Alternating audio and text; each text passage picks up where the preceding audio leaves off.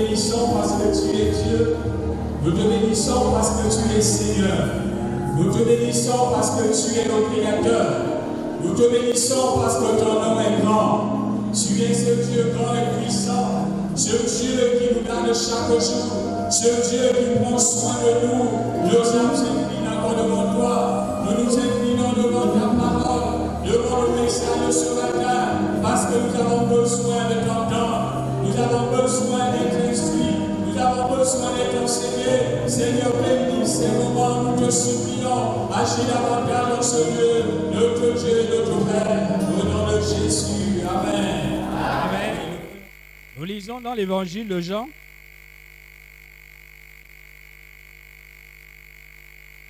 Nous ouvrons les Bibles dans l'évangile de Jean, le chapitre 11. À partir du verset 1er, la Bible dit ce qui suit.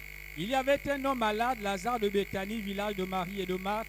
Sa sœur, c'était cette Marie qui oignit le parfum, le Seigneur, et qui lui essuyait les pieds avec ses cheveux. Et c'était son frère Lazare qui était malade. Les sœurs envoyèrent dire à Jésus, Seigneur, voici celui que tu aimes est malade. Après avoir entendu cela, Jésus dit, cette maladie n'est point à la mort, mais elle est pour la gloire de Dieu, afin que le Fils de Dieu soit glorifié par elle. Or Jésus aimait Marthe et sa sœur et Lazare. Lors donc qu'il eut appris que Lazare était malade, il resta 2 jours encore dans le lieu où ils étaient. Il dit ensuite aux disciples, retournons dans Judée. Les disciples lui dirent, Rabbi, les Juifs tout récemment cherchaient à te lapider et tu retournes en Judée. Jésus répondit, n'y a-t-il pas 12 heures au jour? Si quelqu'un marche pendant le jour, il ne bronche point, parce qu'il voit la lumière de ce monde. Mais si quelqu'un marche pendant la nuit, il bronche, parce que la lumière n'est pas en lui. Après ces paroles, il leur dit, Lazare, notre ami, dort, mais je vais le réveiller. Les disciples lui disent, Seigneur, s'il dort, il sera guéri. Jésus avait parlé de sa mort, mais ils crurent qu'il parlait de l'assouplissement du sommeil. Alors Jésus leur dit ouvertement, Lazare est mort, et à cause de vous, afin que vous croyiez. Je me réjouis de ce que je n'étais pas là, mais allons vers lui, sur quoi Thomas, appelé Didyme, dit aux disciples, allons aussi, afin de mourir avec lui. Le verset 17, Jésus étant arrivé, trouva que Lazare était déjà depuis 4 jours dans le sépulcre. Comme Béthanie était près de Jérusalem, à 15 stades environ, beaucoup de Juifs étaient venus vers Marthe et Marie pour les consoler de la mort de leur frère. Lorsque Marthe apprit que Jésus arrivait, elle alla au-devant de lui, tandis que Marie se tenait assise à la maison. Marie dit à Jésus, Seigneur, si tu eusses été ici, mon frère ne serait pas mort. Mais maintenant même, je sais que ce que tu demanderas à Dieu, Dieu te l'accordera. Jésus lui dit, ton frère ressuscitera. Donc ça, c'est une histoire, l'histoire de Lazare. La Bible nous dit que Lazare était un ami de Jésus. Et Lazare avait 2 sœurs, dont l'une s'appelait Marthe et l'autre Marie. Une situation va arriver, c'est que ce grand ami de Jésus va tomber malade. Et quand il tombe malade, les personnes, les gens qui savaient, qui connaissaient que Jésus, dans son ministère, il parcourait de village en village et guérissait les malades, ressuscitant les morts, était quelque part. Jésus était quelque part. Donc, comme Lazare tombe malade, ils sont allés voir Jésus pour lui dire, mais celui que tu aimes est malade.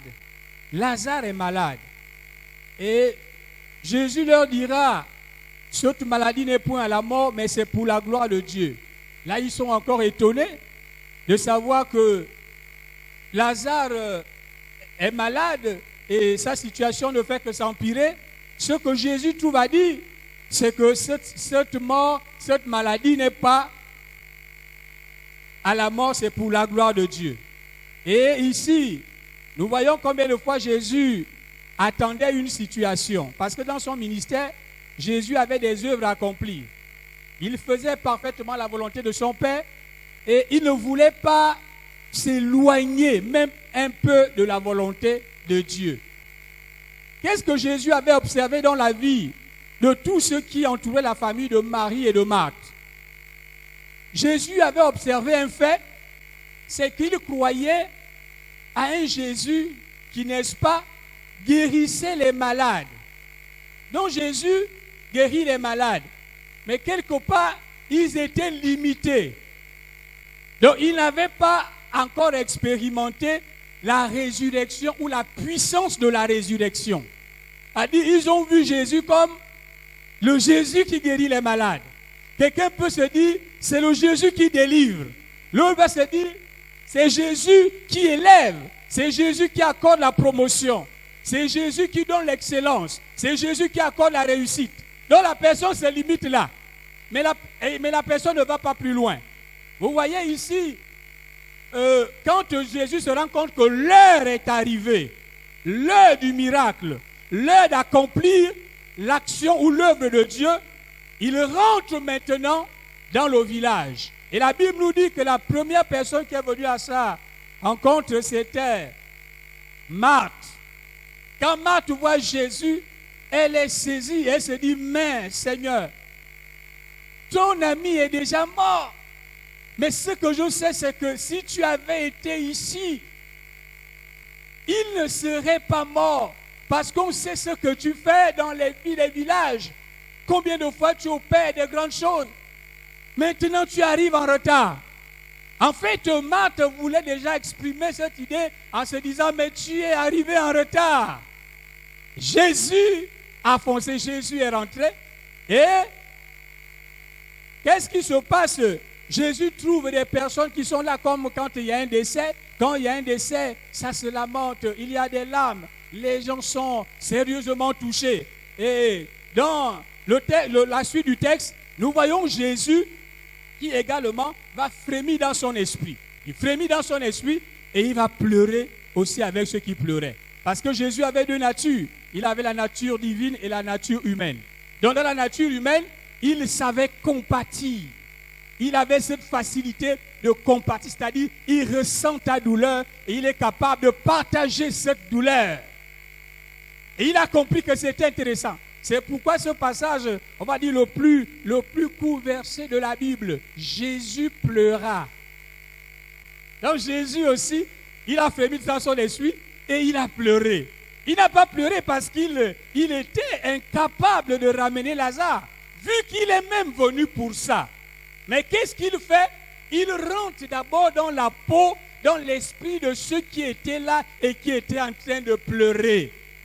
Jésus avait la puissance. Jésus a la puissance. Donc il n'a pas montré d'abord au départ que je suis venu, c'est pour démontrer que je suis tellement puissant. On va dire une démonstration d'esprit de puissance. Qu'est-ce qu'il fait d'abord? Il rentre dans la réalité. Nous sortons d'un séminaire sur le disciple-là. Vous comprenez que cette compassion, cette relation, cet amour est important. Parce qu'il fallait qu'il manifeste cet amour à l'endroit, on m'a dit, des amis de Lazare, de la famille de Lazare, avant de leur dire, conduisez-moi maintenant où vous l'avez mis. Et là encore, quand Jésus avance, vous se dites maintenant, je vais accomplir la volonté de Dieu, c'est Marthe qui revient encore, il dit, il pourrit déjà. Ça fait 4 jours qu'il a été inhumé. Ça fait 4 jours qu'il a été placé là-bas. Tu ne peux plus rien. Et là encore, Jésus va réagir pour dire, mais Marthe, on dirait que tu as des problèmes. Depuis l'entrée là-bas, je t'ai dit que je suis la résurrection et la vie. Depuis l'entrée là-bas, je t'ai dit que tu avais affaire à un Dieu. Comment tu marches avec Dieu, mais tes yeux ne sont pas ouverts? Ah, mais il y a des gens comme ça. C'est-à-dire, tu marches avec Dieu, tu es là, mais tu n'as pas les yeux ouverts. Tu vois la gloire de Dieu dans ta maison, tu vois la gloire de Dieu dans ta famille, mais tes yeux sont toujours aveuglés. Tes yeux sont toujours aveuglés. Et là, il se lève. Il rentre dans le village et quand Marthe revient, je disais, un jour, quand on est dans le ministère et qu'on exerce, à des moments où quand on est entouré, il faut être entouré avec des personnes qui ont la foi. Amen. Oui. Tu vas être conduit à aller prier pour un cas. Il ne faut pas que tu es à côté de toi, quelqu'un va commencer à dire, pasteur, ce cas-là. Mais cette situation est compliquée. Et toi-même, tu regardes à côté, mais on dirait qu'il dit vrai. Là, c'est fini, il n'y a plus de miracle. Parce que même le pasteur a frémi, donc il a déjà eu peur. Et quand il y a déjà cette incrédulité, cette peur, on ne peut plus s'attendre à un miracle. Mais il est important d'être entouré avec des gens qui ont la foi. Donc quand on dit ce cas-là, Jésus est tout puissant. Jésus peut tout. Jésus va intervenir, il dit oui, parce que nous l'avons déjà expérimenté. Et nous croyons à ce que vous dites, nous croyons que Jésus est puissant. Et là, parce que le cas de Marthe, c'est qu'elle avait ce que les gens appellent une foi chancelante ou vaillissante. C'est-à-dire, aujourd'hui on veut croire, aujourd'hui on ne croit plus. Parce que dans le texte, elle dira même à Jésus, mais je sais que tout ce que tu demanderas à Dieu, il te l'accordera. Donc tu sais ça. Déjà tu sais, elle a bien dit à Jésus, je sais que là où tu viens là, tout ce que toi Jésus, tu demanderas à Dieu, Dieu te l'accordera. Et après le dit encore, je dis, 4 jours. Mais son corps se retrouve devant un état de décomposition avancée. Ça c'est une honte d'aller tirer quelqu'un et puis les gens vont voir. Jésus dit, ne t'ai-je pas dit que si tu crois, tu verras la gloire de Dieu? Je sais comment tu me troubles, je suis là pour accomplir la volonté de Dieu. Et dans la suite du texte, vous voyez que Jésus se retrouve devant le cas de Lazare. Et il y a des situations comme ça dans les vies. Comme la situation de Lazare. Ça veut dire que c'est une situation qui pourrit. Les gens ont déjà dit c'est terminé. Les parents même ont déjà décrété. C'est-à-dire que tout le monde peut réussir, mais sauf X. Parce qu'on connaît, on sait comment il fait. Et là, la situation de Lazare, une situation difficile. Parce que quand on va dans des morgues pour prendre un corps, vous allez trouver un corps, quelqu'un qui est mort 2 jours, quelqu'un qui est mort, il fait peut-être 3 jours, quelqu'un déjà avec la médecine, avec la science déjà bien avancée, on met dans les congélateurs. Là, c'est un chaos. Mais là, c'est quelqu'un qui est déjà en état de décomposition. Ça veut dire que là, c'est l'odeur. Et c'est là où Jésus dit, moi je pars. Et voilà, dans la suite du texte, nous voyons Jésus qui donne l'ordre. Il donne l'ordre à Lazare de sortir de là où il était. Jésus ressuscite les morts. Il est le seul qui a vaincu la mort. Il a dit à la mort, tu t'arrêtes. Jésus seul. Les prophètes, il y a comment on appelle, des physiciens, des philosophes, des sages et des sages. Tous ces hommes sont morts. Quand ils sont morts là, on reste seulement à lire leurs bouquins. On lit leurs ouvrages. Il faut se dire ça, on lit seulement leurs ouvrages. Et nous, on est là, on lit. C'est ce qu'on fait. Mais ils sont morts. La seule personne qui a eu ce pouvoir, Jésus est mort. 3 jours après, il est ressuscité. Il a dit, la mort ne peut pas me retenir. Et c'est avec la seule puissance et la seule force qui donne l'ordre à Lazare de sortir de là où il était. Il dit, Lazare, sort. Et la Bible nous dit que Lazare s'est levé. Il avait des bandes partout. C'est pourquoi ce matin, le thème de ce message, c'est ce qu'on appelle le Dieu des grands défis. Le Dieu des grands défis, c'est que quand tu penses que voilà comment il peut agir, mais le cas là c'est trop. C'est là où il te montre que sa puissance est la grande puissance. C'est là où il te montre qu'il règne. Donc le Dieu des grands défis. Lisons encore dans le livre de 1 Roi, nous allons lire l'histoire d'Élie avec les prophètes de Baal. Lisons le verset 7, il dit, Abias étant allé à la rencontre d'Akab, l'informa de la chose, et Akab se rendit au-devant d'Élie. À peine Akab aperçut-il Élie, qui lui dit, est-ce toi qui jettes le trouble en Israël? Élie répondit, je ne trouble point Israël, c'est toi. Au contraire, la maison de ton père, puisque vous avez abandonné les commandements de l'Éternel, et que tu es allé après les Baals, fais maintenant rassembler tout Israël auprès de moi à la montagne du Carmel. Et aussi des 450 prophètes de Baal et des 400 prophètes d'Astarté qui mangent à la table de Jézabel. Akab envoyait des messagers vers tous les enfants d'Israël et il rassembla des prophètes à la montagne du Carmel. Alors Élie s'approcha de tout le peuple et dit, jusqu'à quand clocherez-vous? des deux côtés. Si l'Éternel est Dieu, allez après lui. C'est Baal. Allez après lui. Le peuple ne lui répondit rien. Et Élie dit au peuple, je suis resté seul des prophètes de l'Éternel. Il y a 450 prophètes de Baal. Que l'on nous donne des taureaux, qu'ils choisissent pour eux l'un des taureaux, qu'ils le coupent par morceaux et qu'ils le placent sur le bois sans y mettre le feu. Et moi, je préparerai l'autre taureau et je le placerai sur le bois sans y mettre le feu. Je disais le Dieu des grands défis. Nous voyons ici le défi d'Élie sur le mont Carmel avec les prophètes de Baal. Élie est devant une situation. C'est une situation qu'on peut vivre aujourd'hui avec ceux qui vont chez les tradis praticiens, avec ceux qui comptent sur les talismans, sur quelqu'un qui s'est fait initier dans l'Onjobi, dans l'Omwiri, dans l'Obwiti. Donc à un moment donné, il met la confiance sur ce genre de pratique. Il a été initié, il y en a dans le vaudou, il y a plusieurs choses. Donc il se dit, là c'est là où il y a mon Dieu. Donc le peuple s'est détourné complètement du vrai Dieu, le Dieu d'Israël. Ils vont maintenant vers les Baals. Voilà comment. Et quand Élie arrive, le prophète, il se rend compte que le défi est grand. Comment faire pour convaincre ce peuple, les amener à comprendre que le vrai Dieu, c'est l'Éternel. Le vrai Dieu, c'est le Dieu d'Israël. Ils sont déjà attachés. Jésus, on va dire, par une pensée audacieuse et avec la confiance qu'il avait en Dieu, il a dit, appelez les prophètes.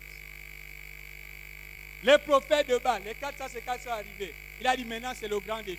Là, il n'y a pas un autre moyen. Ce qui est sûr, c'est que l'art oratoire, l'expression ne peut plus rien. Il y a des cas comme ça. Tu vas beau raisonner tout le gros français, il n'y a rien. Quand la personne est aveuglée, quand la personne est sous une malédiction, où il y a un lien, ça ne passe pas. Ça ne passe pas. Vous avez vu qu'il est aveuglé, il y a quelque chose qui va. Donc il va commencer, il dit, là, il faut la démonstration d'esprit et de puissance. Il faut là que Dieu, le Dieu qui répond par le feu, réponde par le feu. Si Dieu doit m'abandonner, qu'il m'abandonne.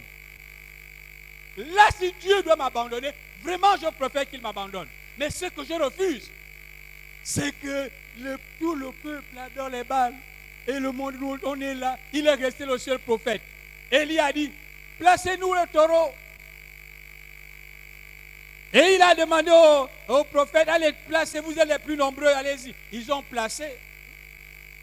Il a dit, vous allez prier les Baals, Vous allez demander de répondre par le feu. Qu'est-ce que la Bible dit qu'ils ont prié du matin à midi. Crier, rien ne s'est passé. Et c'est ce qui se passe souvent. Parfois, par ceux qui sont dans les sectes pernicieuses, dans la science occulte, ou ceux qui sont dans les temples. Quand Dieu intervient, c'est un silence. Mais pour que la personne qui t'initie ou la personne qui t'amène réalise qu'il y a une force qui dépasse ce qu'il fait, il ne te dira plus ça. Non, il ne te dira plus ça. Il n'arrive pas à te dire, non, quand j'essaye maintenant de manipuler, je fais, rien n'arrive. Je ne saisis plus là, je ne comprends plus. On dirait qu'il y a quelque chose qui soit plus puissant que ce que nous faisons, que ce que nous pratiquons. Je pense que ça devait être un moyen pour certains de se repentir. Il a dit non, je pense que là, il y a quelque chose qui se passe dans la vie d'un frère ou d'une soeur, où je me rends compte qu'il y a une puissance, il y a une main. Mais qu'est-ce qu'ils disent quand vous repartez vers ces hommes? Ils disent, c'est sûr que, mon ami, tu t'es mal pris. Il dit, ils ont toujours une raison. Tu t'es mal pris. Dis-moi, comment tu as même fait? Il dit, mais j'ai fait comme tu m'avais demandé de faire. Il dit, non, ce qui est sûr, c'est que bien tu t'es réveillé tôt le matin, ou bien c'est le soir. Il faut respecter les heures. Donc là, c'est juste pour créer une confusion. Il devient incapable de te dire, hey, je sens quelque chose de puissant. Je sens quelque chose de fort. Et là, je n'arrive plus. Il va commencer à rentrer. Il dit, non, voilà, normalement, repas le matin, ne bois même pas de l'eau. Tu comprends? Ça commence des privations. ça commence à t'emmener. On va c'est de l'esclavage. Tu vas maintenant rester là, tu es bloqué. On dit voilà, il faut respecter. Au lieu de reconnaître la puissante main de Dieu. La puissante main de Dieu. Parce que quand Dieu est en action, c'est sa main. C'est son bras puissant. Et cette histoire avec Élie, les prophètes de Baal, ils sont là. Il dit, la Bible dit, ils ont prié que le silence. Élie a commencé à rire. Oh non, mais il avait vraiment confiance. Il a commencé à rire. La Bible, il se moquait d'eux. Il dit, il se pourrait que votre Dieu soit en train de dormir. Un Dieu qui dort. Mais mon Dieu ne dort pas. J'adore le Dieu omniprésent, le Dieu omniscient. C'est un Dieu qui ne dort pas. Donc pendant que je dors, lui aussi dort. Mais je suis déjà foutu. Si moi j'arrive à dormir, je rentre dans le sommeil, Dieu aussi dort. Il dit, on dirait que votre Dieu là dort. Après il repart encore, il dit non, enlevons d'abord le sommeil. Il se pourrait qu'il soit en voyage. Voilà un Dieu qui va en voyage. Il quitte Port-Gentil et il quitte Libreville, il est à Port-Gentil. Mais mon Dieu est omniprésent. Ça veut dire qu'il est partout au même moment. Partout au même moment. Oh Rabba, sa gloire couvre toute la terre. Donc il ne peut pas aller en voyage. Comment aller en voyage? Donc je suis déjà foutu. Quand les ennemis vont me chercher, on fait comment? Je dis, mais il faut qu'il arrive parce qu'il est à Port-Gentil. Ou bien parce qu'il est à Mouila. Et il a commencé à se moquer d'eux. Et en leur disant, il dit, il se pourrait qu'il soit en voyage. Et il leur a dit, oh, peut-être qu'il pense à quelque chose. Encore là encore, il la met dans une réflexion. Il a dit que Dieu, c'est leur Dieu là, les balles. Ils réfléchissent. Qu'est-ce qu'il faut faire? Qu'est-ce qu'il faut faire devant une telle situation? Mais quand les balles se fatiguent, ils se rendent compte que, le Baal n'arrive plus. Les prophètes de Baal se fatiguent, se rendent compte que leur Dieu ne répond pas. Il dit, bon, ce qu'on va faire, c'est qu'on va passer à la dernière phase. Ça, là, c'est la phase vraiment compliquée. Où il faut prendre, on va dire, des tessons de bouteille. Il faut couper le corps pour que le sang soit, pour que Baal, il faut que Baal, que on souffre. Crier, on a encore crié, laissez passer. Maintenant, c'est terminé. Ils sont commencés. Le sang qui sortait. Comme je vous explique, la grande Baal est toujours resté choui. Voilà les dieux de ce monde. Voilà ceux qui invoquent de l'idolâtrie. Il y en a, ils sont là, il a un petit talisman, c'est ce qui est son protecteur. Ça ne te donnera rien. Il a un petit truc autour des reins, c'est ce qui doit le protéger. Ça ne te donne rien. Il y a certains endroits, je les ai dans le Wellington là-bas, à Oyem. Ils ont construit un système de monuments. Je vous assure que là-bas, c'est la Vierge Marie. C'est là où vous voyez, les gens viennent avec les voitures, ils se regardent et disent, Seigneur, ça, quelle idolâtrie. Regarde comment il va. Une statuette, les yeux, ça ne voit pas. Les oreilles, là, ça n'entend rien. La bouche, là, ça ne parle pas. Ça ne parle pas. Tu peux même prendre, tu secoues la tombe, ça se casse. Ça se brise. Mais vous allez voir, les gens sont là, en train de vraiment, après mon travail, il faut que je fasse un tour à Saint-Charles, il faut que je fasse un tour parce que je dois aller. Nous, notre Dieu a les yeux pour voir. Notre Dieu a les oreilles pour entendre. Notre Dieu a une bouche pour parler. Et notre Dieu est un Dieu qui agit. C'est un Dieu qui agit. Là-bas, c'est un démon qui va se cacher derrière une idole de statuette. Maintenant, tu es en train d'adorer un démon et qui ne te rassurera rien. Et beaucoup vont risquer comme les balles. Ils vont crier, il n'y a plus rien. Le Dieu des grands défis. Maintenant, dans le grand défi, c'est que Élie a dit, mais vous avez déjà terminé. Il ne reste que moi. Maintenant, moi je vais vous montrer que le Dieu que je sers ou le Dieu que j'adore est le véritable Dieu. Est le véritable Dieu. Nous lisons un peu pour nous inspirer de la prière du prophète Élie.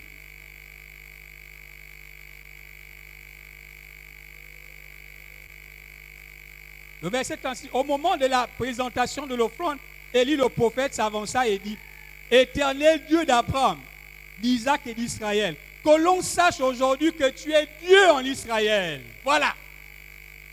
Donc, il dit que l'on sache aujourd'hui que tu es Dieu en Israël. Il continue. Et que je suis ton serviteur et que j'ai fait toutes ces choses par ta parole. Réponds-moi, Éternel, réponds-moi, afin que ce peuple reconnaisse que c'est toi, Éternel, qui es Dieu, et que c'est toi, l'Éternel, qui est Dieu, et que c'est toi qui ramènes leur cœur. La Bible dit au verset 38, le feu de l'Éternel tomba et consuma l'holocauste. Quelle confiance! Le feu de l'Éternel tomba et consuma l'holocauste. Pour dire, je réponds à la prière de mon serviteur. Le défi est grand. Quand le défi est grand, Dieu aussi se lève. Il se lève comme un vaillant héros. C'est le plus grand responsable. Le responsable des responsables. Nous, les responsables humains, on peut faillir. Vous comprenez ça? On peut faillir d'une manière comme d'une autre. Mais la personne, l'entité qui ne faillit jamais, c'est Dieu. Il tient sur son alliance. Il respecte ce qu'il dit. Il respecte ce qu'il dit. Et il se rend compte que son serviteur est devant une situation compliquée. Et il dit, voilà, il faut que je réponde. Et quand il répond, c'est le feu qui descend. Avant que les balles ne commencent à regarder, il dit vraiment, c'est Élie qui adore le véritable Dieu. C'est le Dieu d'Élie qui est le Dieu puissant. Parce qu'il vient de répondre. Nous voyons un peu dans Exode également l'histoire de Moïse. Quand Dieu choisit Moïse, il demande à Moïse d'aller sauver, délivrer le peuple. Et Moïse commence des conversations avec Pharaon. Quand Moïse dit à Pharaon, l'Éternel m'envoie. Je suis celui qui est, m'envoie vers vous pour que, il négocie, hein, moi je délivre le peuple. Pharaon lui dit, mais toi aussi. Quand vous parlez les choses, vous savez, il y a des chefs de ce monde, il y a des gens tellement assis dans les choses qu'ils ont tellement du mépris. Mais ils ne savaient pas à qui il avait affaire. Après, il dit, bon, il dit, qui t'envoie? Il dit, je suis celui qui est m'envoie. L'Éternel m'envoie pour délivrer le peuple. Il dit, laisse-moi ça. Si tu veux devenir esclave, je vous mets dans les mêmes et puis vous continuez. Moi, je suis là, je garde ceux qui sont là. Moïse repart, il consulte encore Dieu, il dit à Dieu, mais ce problème est fort. Dieu lui dit, repars. Et dans la suite, vous allez vous rendre compte que Dieu a commencé à frapper par des fléaux. Il a dit, maintenant c'est terminé. Il a dit à Pharaon, c'est fini là. Il dit, tu as résisté. Parce qu'il y a même un endroit où la Bible dit que Dieu a endurci le cœur de Pharaon. Pourquoi il a endurci le cœur de Pharaon? Parce qu'il voulait enseigner Moïse. Il voulait enseigner Moïse en termes de démonstration de puissance. Il dit, tu vas voir. Ne suis pas tout ce qu'il fait là. Quand Dieu, je vais intervenir, tu vas voir. Et quand on essaie d'observer, alors vous voyez que Pharaon est resté là endurci. Il est resté endurci. Quand Dieu a dit, terminé. Les fléaux ont commencé. Il faisait la tête. Les fléaux ont commencé. Il faisait la tête. Il commençait. Quand il a dit terminé, Moïse a pris le peuple. Quand Moïse sort avec le peuple, devant la mer rouge, avec le bâton qu'il avait, avec les instructions de Dieu, il lève le bâton, la mer, elle se sépare, le peuple traverse. Quel miracle! Les eaux sont suspendues comme ça. Les eaux sont suspendues comme ça. Et je pense que même ce peuple-là, si j'étais là le jour-là, j'allais peut-être avoir peur. Ah oui, j'allais avoir peur de vous et moi. Voyez un peu, et ça rend que les eaux là, qu'est-ce qui les tient? Mais là, c'est un mazane. À rentrer, peut-être que ça va se. Mais vous allez compte que Moïse est passé, le peuple est passé. Il ne faisait que marcher. Il ne faisait que marcher. Il ne faisait que marcher. Quand ils sont arrivés au désert, la faim. Quand Pharaon a vu, il a dit, hé, tu crois que tu vas m'échapper? Il a pris les gars, il l'a attrapé. Maintenant, dans l'eau là-bas, vous-même vous imaginez la suite. C'est-à-dire, quand vous voyez les chats, ça monte. La puissance qui maintenait les eaux, qui gardait les eaux, et qui avait fait en sorte que le peuple passe sans se noyer, cette puissance a dit, j'ai terminé. Je voulais délivrer, ma mission consistait à délivrer ce peuple. Et là, je viens de les délivrer, c'est fini. Maintenant, monsieur Pharaon et ton armée, je vous montre que je suis le Tout-Puissant. Je vous montre que j'ai dit à Moïse que celui qui règne, le Très-Haut règne, le Dieu d'Israël, il a libéré les eaux. Oh, mais c'était les chars, l'armée de Pharaon qui était en train de se laver, ou bien ils étaient en train de nager. Ah, ils étaient en train de nager certainement. Mais c'est les eaux profs, c'est compliqué. Le Dieu de grands défis.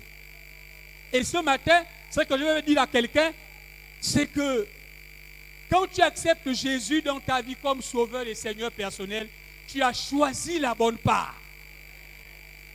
Tu as choisi la bonne part. Jésus est le chemin, la vérité et la vie. Jésus est le meilleur protecteur. Les talismans ne protègent pas. Les marabouts, tout ce qu'on apporte ne garde pas. C'est Jésus qui garde. Mais c'est quand on met sa confiance en Jésus, quand on s'attache à lui, quand on se répand de ses péchés, Jésus va opérer une œuvre. Il n'y a pas de puissance qui dépasse la puissance de Jésus. Un serviteur de Dieu prêchait un jour, il a dit la puissance qui est dans le nom de Jésus, c'est une puissance qui déplace les montagnes. C'est une puissance qui amène les choses à changer dans les vies. Quelqu'un qui a été maudit par la famille, tu ne te marieras jamais, tu n'auras jamais le travail, tu ne vas jamais exceller. Mais quand tu acceptes Jésus dans ta vie, sois rassuré que tu vas exceller.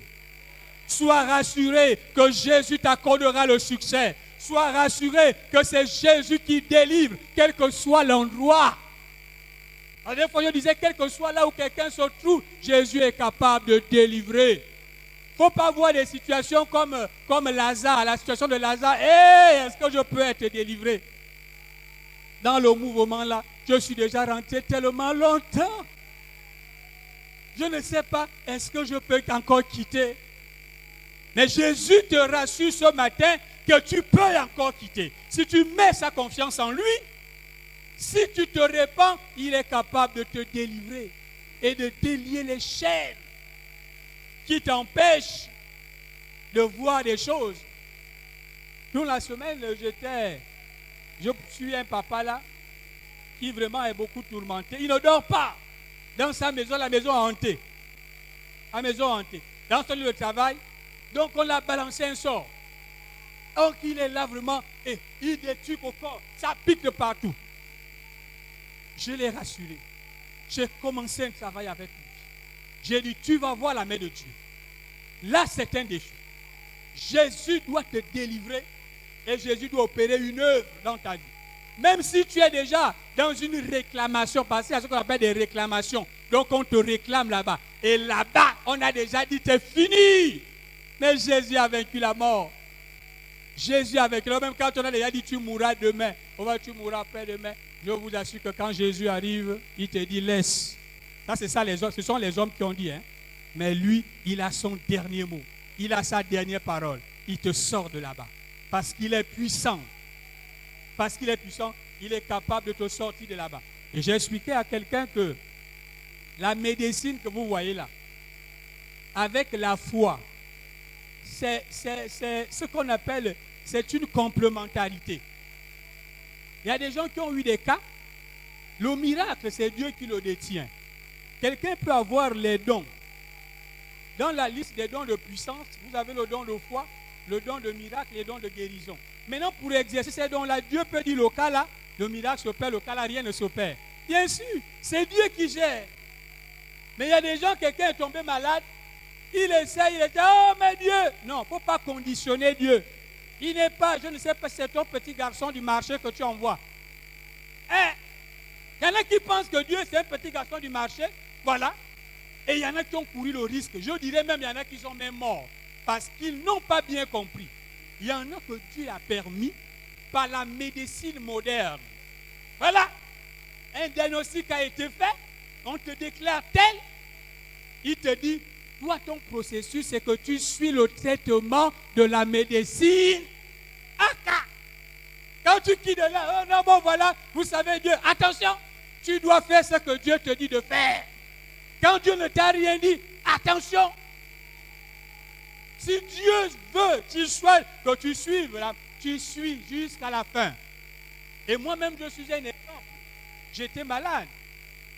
À l'époque, j'avais la tuberculose.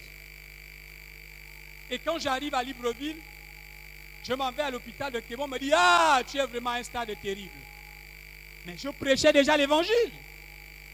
Je priais déjà pour les cas de malades et les malades étaient guéris. À Oyem, je parcourais déjà partout.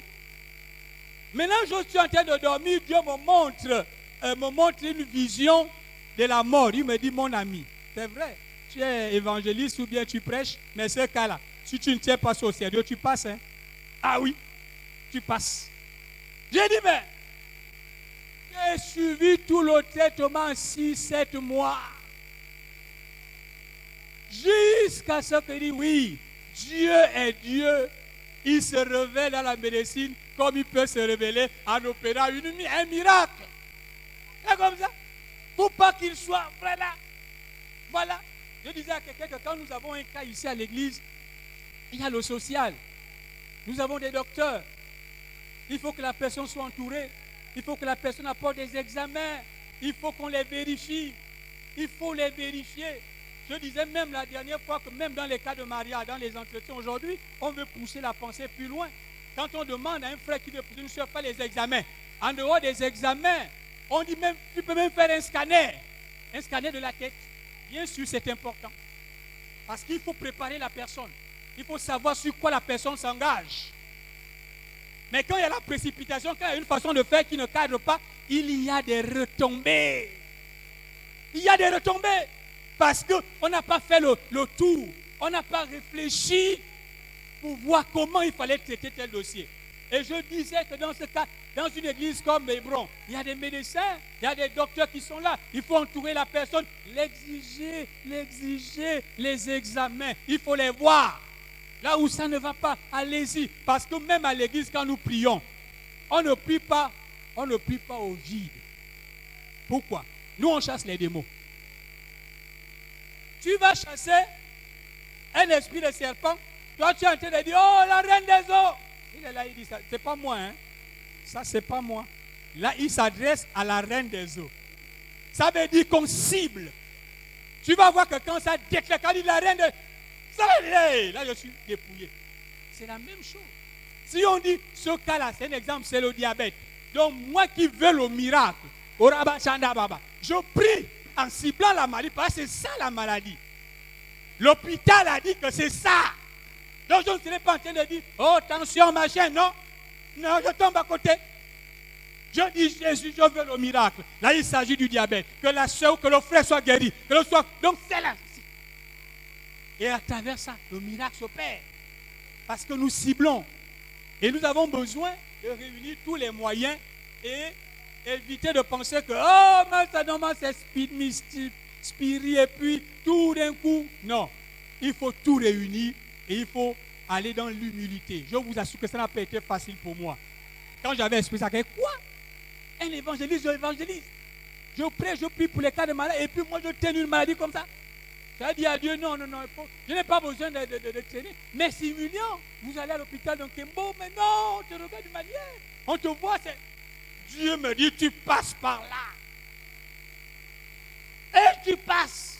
Et quand tu respectes ça, tu vis. Là, je suis devant vous et je vis. Amen. C'est comme ça. Maintenant, si tu veux faire l'erreur de dire, non, laisse. Moi, je ne suis pas prêt à ça. Ce que je pense, c'est que tu es mon petit garçon de course, que j'envoie sur me prendre le pain le matin. Guéris-moi, guéris-moi. Il dit, ok, comme tu me commandes maintenant. Puis que les Africains appellent, ils ont souvent le mot commander. Dans le commandement. Ah, donc tu me commandes maintenant. Entre toi et moi qui commande. Là, on veut le contraire. C'est Dieu qui nous commande. Ce n'est pas nous qui commandons Dieu, c'est Dieu qui nous commande. Maintenant, tu es en train de renverser les choses en disant non, guéris. Non, ce n'est pas de cette manière.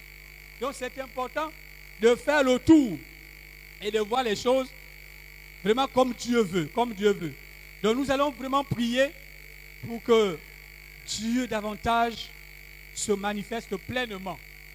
Que le Dieu de grands défis nous prouve qu'il est Dieu, qu'il est puissant, vraiment dans nos vies, dans tout ce que nous faisons. Dans tout ce que nous faisons. Que Dieu règne, que Dieu règne, que Dieu règne.